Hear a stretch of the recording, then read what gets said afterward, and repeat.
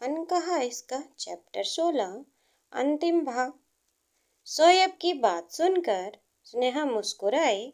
तभी शोएब ने उसके हाथ की तरफ देखा। वह रास्ते में चलते हुए उसका हाथ पकड़ना चाहता था, लेकिन थोड़ा सा झिझक रहा था। और स्नेहा ने जैसे ही शोएब की इस बात को नोटिस किया, उसने खुद शोएब का हाथ पकड़ लिया।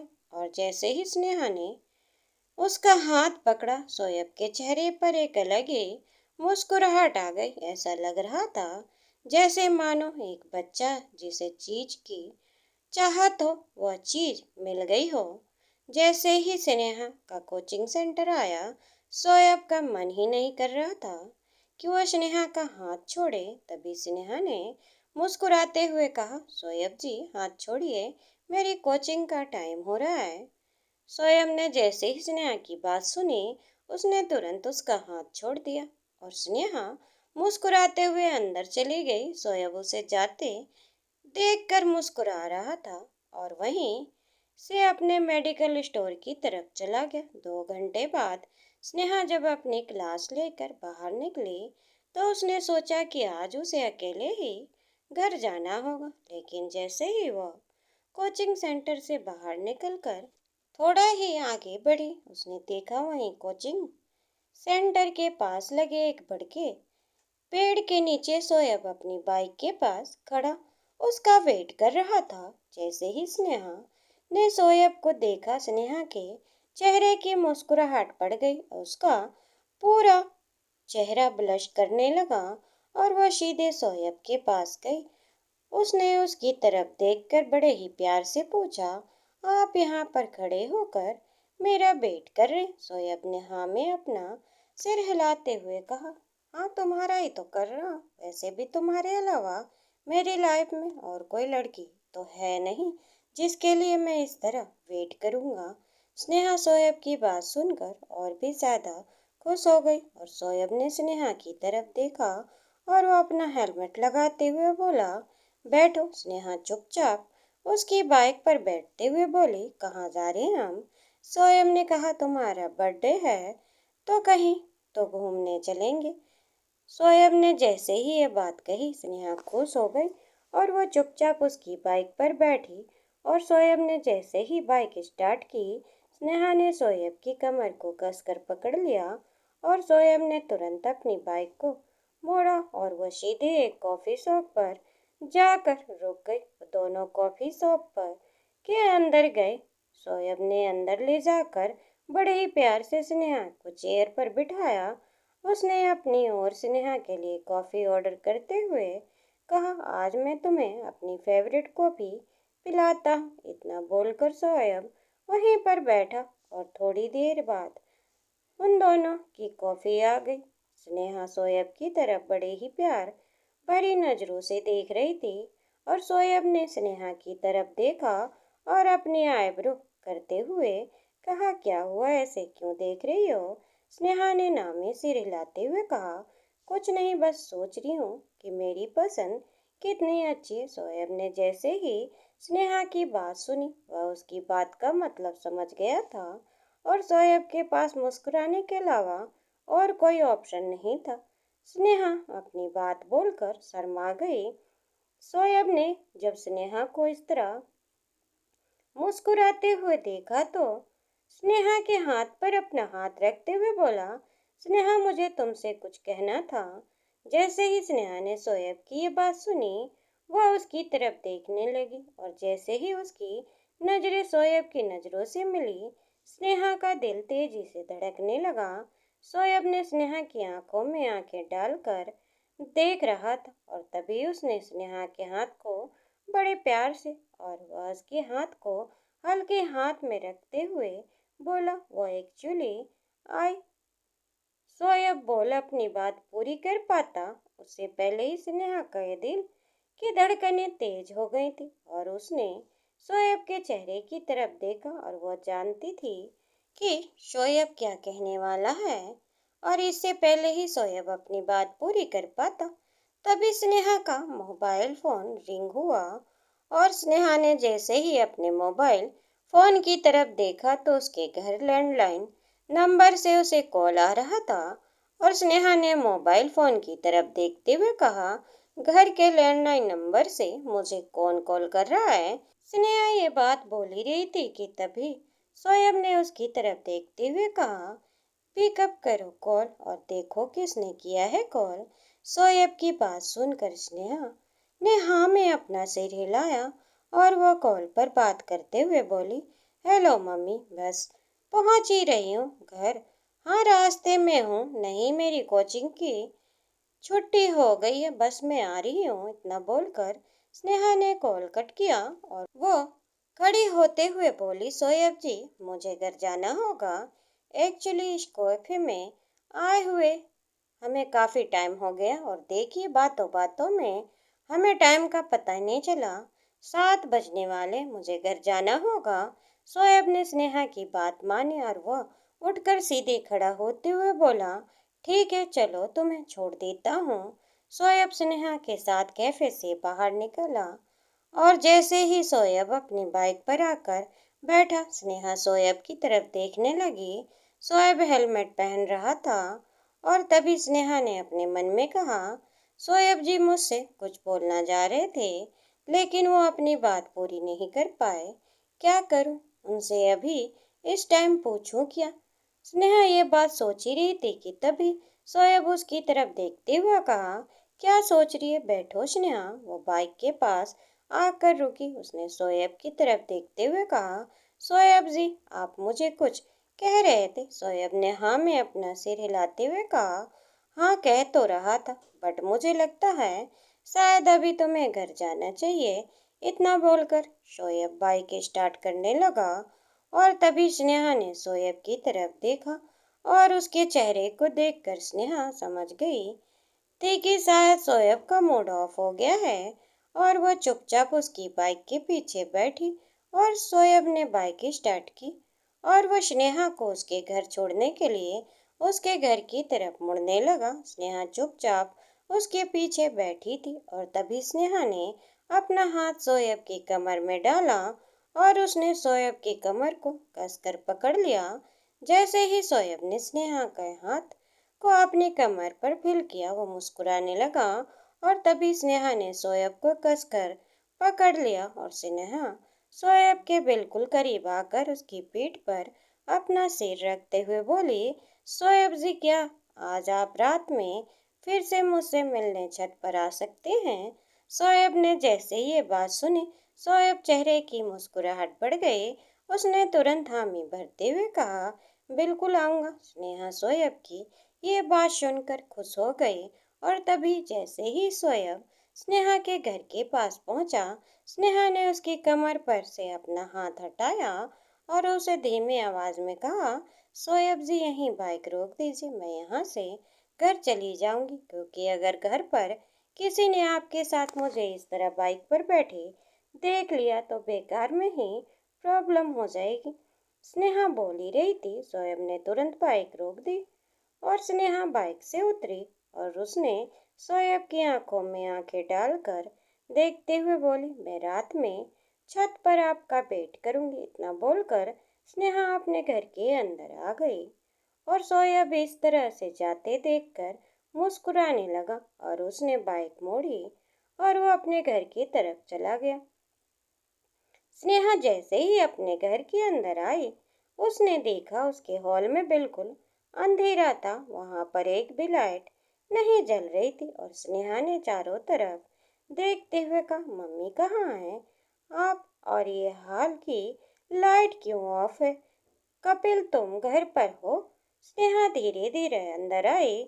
उसने अपने मोबाइल का फ्लैश जलाया और ये स्विच की तरफ जा ही रही थी, तभी अचानक से सारी लाइट चली और बैलून फटने की आवाज हुई और स्नेहा चौंक गई। उसने अपने सामने देखा, वहां पर अंजलि स्नेहा की मम्मी पापा और कुणाल के साथ खड़ी थी और साथ ही में रुखसार भी उसके साथ ही थी। स्नेहा ने जैसे ही उन सबको देखा, वो हैरान हो गई, क्योंकि पूरा घर बैलून से सजा हुआ था और सामने टेबल पर 2 टियर का बड़ा सा चॉकलेट केक रखा हुआ था और सभी लोग स्नेहा को देखकर तेज आवाज में चिल्लाते हुए बोले, सरप्राइज स्नेहा वो इतने सारे डेकोरेशन और केक को देखकर बिल्कुल ही शॉक्ड हो गई थी। और तभी स्नेहा की मम्मी उसके पास आई और अंजलि ने तेज आवाज में चिल्लाते हुए कहा, हैप्पी बर्थडे बेस्टी। अंजलि की ये बात सुनकर स्नेहा खुश हो गई और उसने अपनी मम्मी की तरफ देखते हुए कहा, मम्मी आप लोगों को याद था मेरा बर्थडे। स्नेहा ने जैसे ये बात कही, स्नेहा की मम्मी उसे अपने गले लगाते हुए कहा, तुम्हें क्या लगा मैं अपनी बेटी का बर्थडे भूल जाऊंगी? वह तो अंजलि ने हमें मना कर दिया था, वरना हम तो तुम्हें सुबह ही विश करने वाले थे। स्नेहा अंजलि की तरफ देख रही थी कि तभी अंजलि भागते हुए आई और उसने स्नेहा को अपने गले लगा लिया। रुखसार भी उसके पास आकर उसको हक करते हुए बोली, wish you very happy birthday Sneha. तभी कुणाल और स्नेहा के पापा भी उसके पास आए। उन्होंने भी स्नेहा को विश किया और सब लोग स्नेहा का उसका बर्थडे प्रेजेंट देने लगे। स्नेहा उन सबको इस तरह बहुत ही ज्यादा खुश हो गई थी।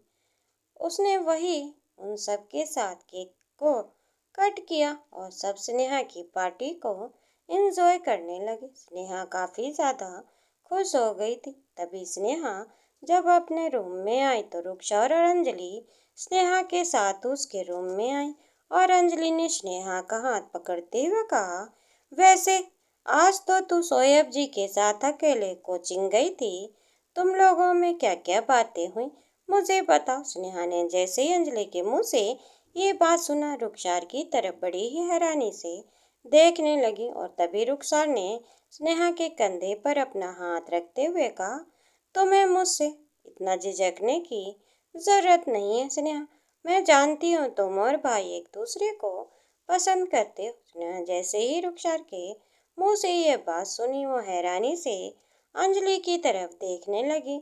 उसने रुखसार की बातों को मान करते हुए कहा, अरे नहीं, तुम गलत समझ रही हो, ये सब तुम्हें अंजलि ने बताया है ना, ये पागल है, इसी की बातों पर ध्यान मत दो। अंजलि ने रुखसार की तरफ देखते हुए कहा, देखो रुखसार, मैंने तुमसे बोल रही थी ना, ये स्नेहा पूरी डफर है। हम दोनों को समझ में आ गया है कि वो और शोएब एक दूसरे को कितना पसंद करते हैं, लेकिन ये लोग हैं कि अपने उस 90 के रोमांस में भी पड़े हुए हैं।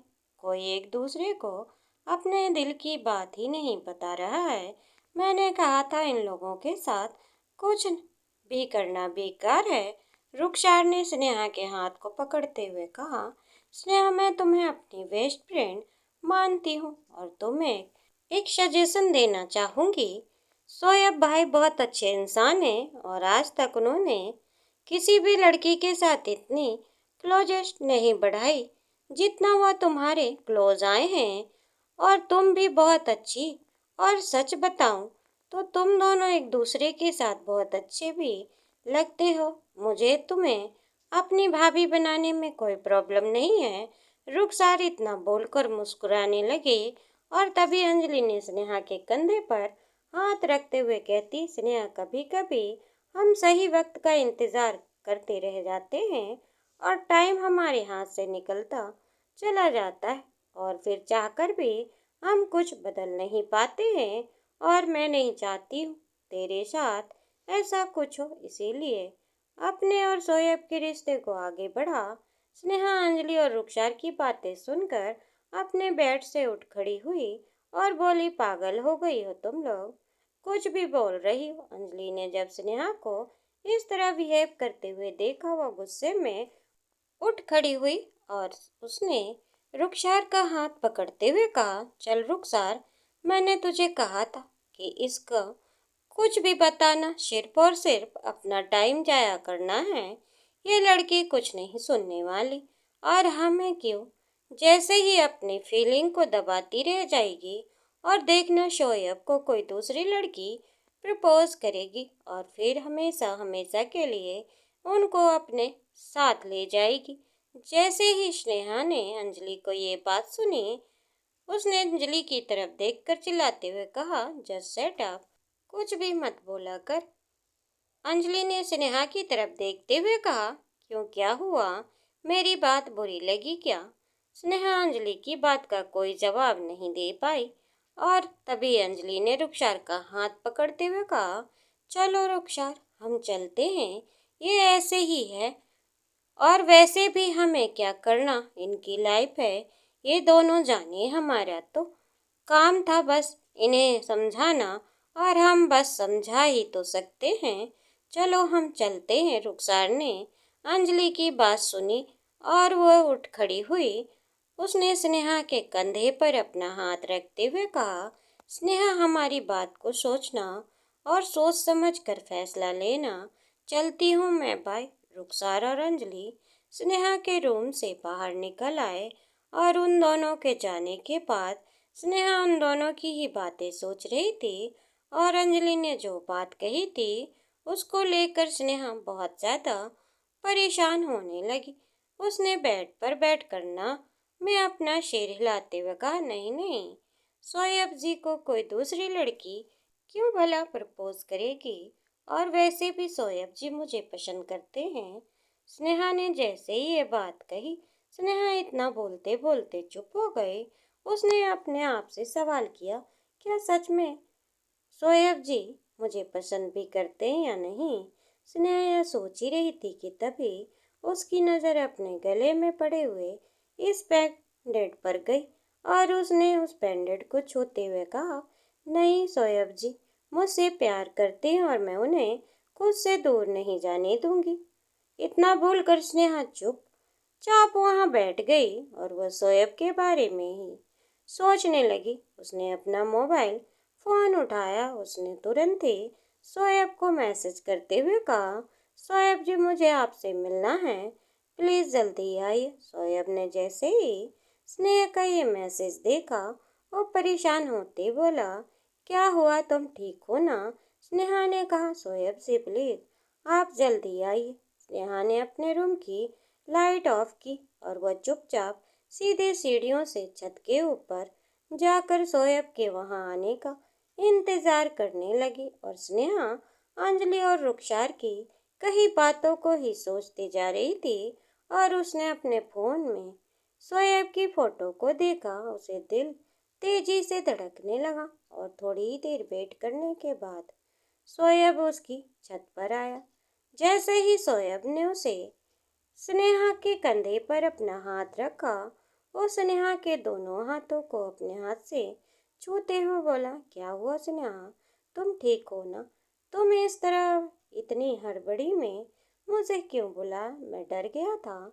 शोएब को इस तरह अपनी इतनी फिक्र करते हुए देखकर स्नेहा उसकी आंखों में आंखें डालकर देखने लगी और उसने शोएब को अपने गले लगा। उसने शोएब की कान के पास जाकर धीमी आवाज में कहा, शोएब जी आप मुझे छोड़कर किसी दूसरी लड़की के पास तो नहीं जाएंगे ना? जैसे ही शोएब ने ये बात सुनी वह हैरानी से स्नेहा की तरफ देखने लगा। तभी स्नेहा ने शोएब के दोनों हाथ को पकड़ते हुए कहा, शोएब जी आई लव यू, प्लीज मुझे छोड़कर मत जाइएगा, मैं आपके बिना नहीं रह सकती। इतना बोलते ही स्नेहा की आंखों से आंसू आने लगे और शोएब ने जैसे ही स्नेहा को रोते हुए देखा, उसने अपने दोनों हाथों को स्नेहा के गाल पर रखा। उसकी गाल से निकलने वाले आंसू को पोंछते हुए कहा, ये क्या बोल रही हो तुम स्नेहा? मैं तुम्हें भला छोड़कर किसी के पास क्यों जाऊंगा? स्नेहा ने शोएब की आंखों में आंखें डालकर देखते हुए कहा, शोएब जी मुझे आपसे प्यार हो गया है।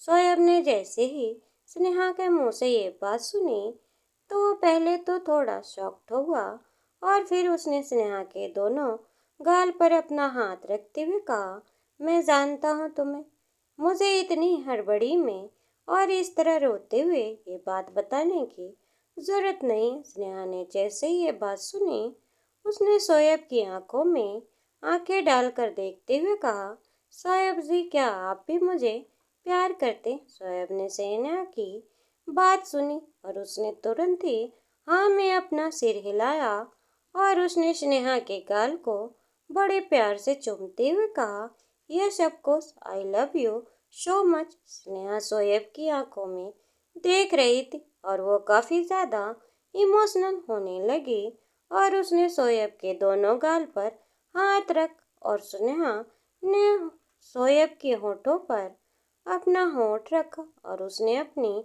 आंखें बंद की और वो शोएब को बड़े ही प्यार से किस करने लगी और शोएब ने जब उसे इस तरह से किस करते हुए देखा, वो भी स्नेहा को किस करने लगा। वो दोनों एक दूसरे में गुम हो गए। दोनों एक दूसरे को किस करते करते 1 मिनट के लिए रुके और शोएब स्नेहा की तरफ देखकर मुस्कुराया। उसने स्नेहा को अपने करीबी कर उसकी कमर में अपने हाथ डालते हुए कहा, तुम अपने दिमाग से सारी बातें निकाल दो। मैं तुमसे बहुत प्यार करता हूँ और हमेशा करता रहूँगा और तुम्हें किसी चीज़ को लेकर इतना ज़्यादा सोचने की ज़रूरत नहीं। जैसे ही मेरी कैरियर स्टेबल हो गई, I will marry you. Sneha ने जैसे ही शोएब की बात सुनी, उसने शोएब को कसकर अपनी बाहों में भर लिया और शोएब के गाल को चूमते हुए बोले, आई लव यू। शोएब ने भी स्नेहा की बात का जवाब देते हुए कहा, I love you too my love. और वो दोनों खुले आसमान के नीचे एक दूसरे के हो गए। दोस्तों, उम्मीद करती हूँ आपको हमारी कहानी पसंद आई हो। कहानी पसंद आई हो तो वीडियो को लाइक और चैनल पर नए हो तो चैनल को सब्सक्राइब ज़रूर करें। और हाँ, अंतिम भाग आपको कैसा लगा, आप हमें कमेंट बॉक्स में कमेंट ज़रूर करें।